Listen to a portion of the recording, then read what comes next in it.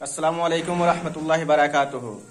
आज हम लोग मौलाना अब्दुल मन्नान बरकाती साहब और मौलाना अब्दुल गफ्फार बरकाती साहब, हजरत अल्लामा मौलाना अनवारुल साहब से मुलाकात के गर्ज से आए हैं। आलम इस्लाम के तमाम मुसलमानों से गुजारिश है कि हजरत को एक्सीडेंट होने की वजह से देखिए चोट आई हुई है। आलम इस्लाम के तमाम मुसलमानों से गुजारिश है कि आप हजरत के सेहत याबी के लिए दुआ फरमाएं।